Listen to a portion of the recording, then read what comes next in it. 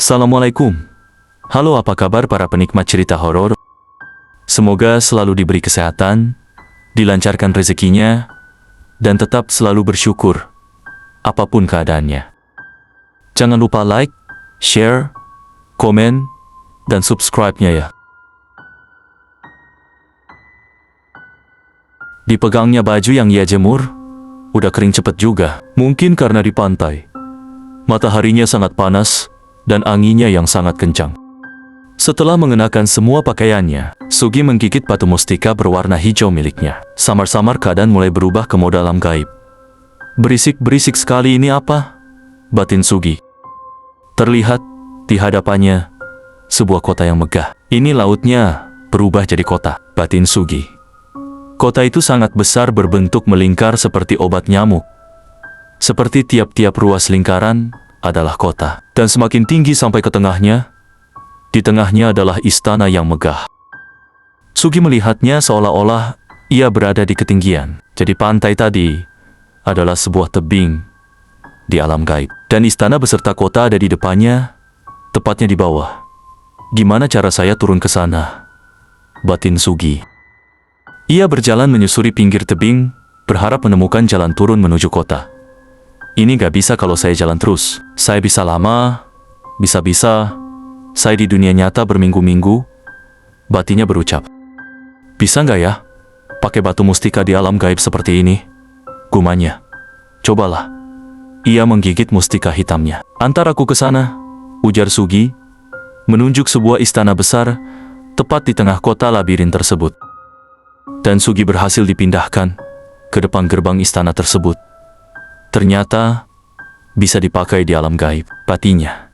Terlihat dua wanita menjaga gerbang tersebut, berpakaian seksi, memegang tombak. Terlihat dua wanita menjaga gerbang tersebut, berpakaian seksi, memegang tombak dan perisai. Tingginya sekitar atap rumah, mungkin 2 atau 3 meter. Mereka memberi hormat kepada Sugi dan membukakan gerbang istana tersebut. Anda sudah ditunggu Ratu Tuan, silahkan. Ujar prajurit wanita tersebut kepada Sugi. Terpampang jelas istana berwarna biru di hadapan. Sugi yang begitu besar, banyak tiang penyangga seperti pendopo yang terbuat dari batu yang diukir, yang sangat besar, mungkin besarnya seperti tower Telkom. Jaraknya dari gerbang ke istana tersebut sangat jauh, mungkin sekitar 500 meter. Sugi yang sedikit mungkin menghemat waktu di alam gaib. Ia menggunakan kekuatannya, kembali mendekati istana tersebut. Sugi sampai di pendopo istana tersebut. Banyak prajurit, semuanya wanita. Tapi pakaiannya lebih rapi yang berada di istana ini. Tampak kursi-kursi berukuran berjejer di kanan dan kiri. Tengah ruang istana tersebut, tepat di tengahnya adalah singgasana ratu. Semua pandangan menuju arah Sugi. Sunyi. Tidak ada yang berbicara sepatah kata pun.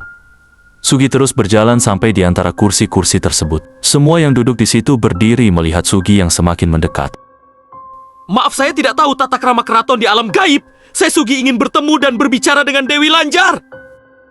Tunggulah, sebentar lagi Ratu datang. Ucap prajurit wanita memakai zirah besi dan terselip di pinggangnya sebuah pedang tanpa sarung. Udara tiba-tiba berubah. Suasana menjadi mencekam, seperti mendung yang sangat gelap, berlangsung cukup cepat, dan keadaan kembali seperti semula. Dan sudah duduk di singgasana tersebut, seorang wanita memakai jubah tipis berwarna biru, berambut panjang, hitam lurus, wajahnya pucat, tapi tetap terlihat cantik, dengan riasan di wajahnya. Jadi kamu manusia, tanpa moksa, yang bisa hidup di dua alam? Tanya ratu itu. Maaf, saya tidak paham maksud ibu. Panggil saja aku Lanjar. Ada perlu apa kamu denganku? Maaf bu, ibu manusia apa jin? Saya nggak bisa bedain aura ibu. Tanya saja urusanmu, Sugi. Saya ingin tahu penyebab atau penjelasannya tentang masalah suami ibu Sinta. Oh itu masalah keduniawian. Intinya, ada pesaing bisnis keluarga. Itu yang ingin menghancurkan keluarga Ibu Sinta. Masalah suaminya terkena guna-guna atau pelet. Itu hanya jalan Atau salah satu cara metode menghancurkan usaha suaminya. Bisa saja dengan cara lain. Kenapa Ratu membantu pesaing Bu Sinta? Karena dia pesugihan di sini. Apa nggak bisa dibatalin, Bu? Gak bisa. Itu perjanjian. Kalaupun bisa aku batalkan, pesaing keluarga itu tetap terkena perjanjian tersebut. Apa nggak ada solusi lain selain keduanya mendapat bala? Apa maksudmu berkata seperti itu? Apa kau hendak menantangku? Kita sama-sama dalam kekuatan moksa. Bedanya, kau masih dalam keadaan manusia utuh. Ujar Ratu Lanjar seraya menunjuk Sugi dengan tangannya. Sugi terdiam mulai ketakutan. Aku ingin melihat seberapa jauh kekuatanmu. Gandini beri pelajaran ke anak itu. Perintah Ratu Lanjar ke wanita berzirah, yang mungkin adalah seorang panglima. Sugi yang panik, melihat di sekitarnya. Wanita itu mengangkat pedangnya dan berlari ke arah Sugi sambil menebaskan pedangnya. Sugi yang panik dengan cekatan menggigit batu hitamnya, berpindah agak jauh ke belakang. Menghindari semua tebasan, Sugi terus menaruh batu hitamnya di mulutnya, sambil berkata ke kiri, ke kanan, ke belakang, ke depan.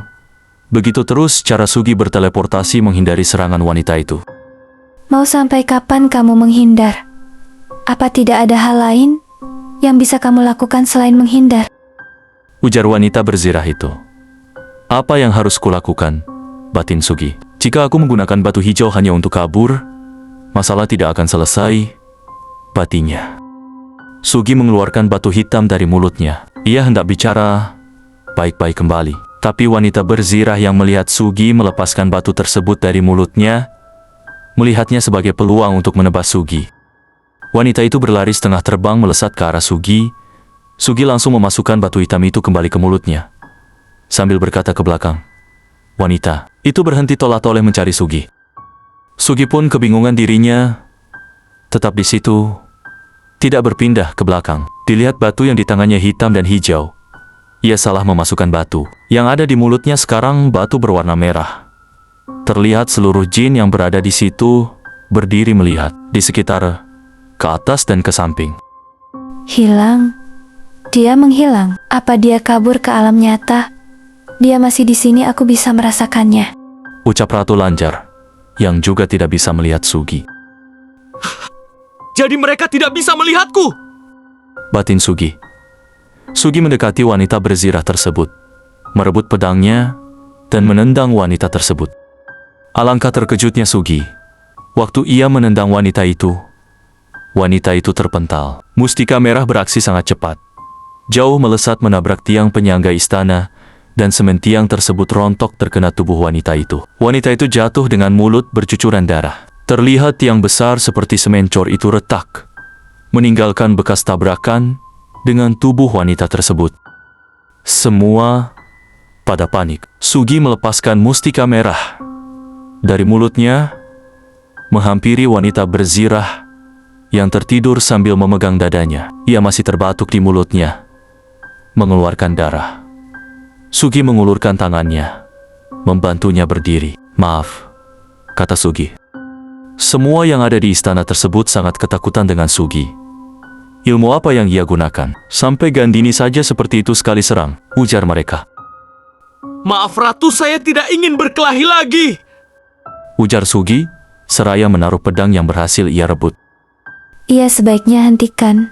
Dia bisa tewas kalau kau lanjutkan. Aku sudah tahu kesaktianmu, Sugi. Aku hanya ingin melihatnya saja.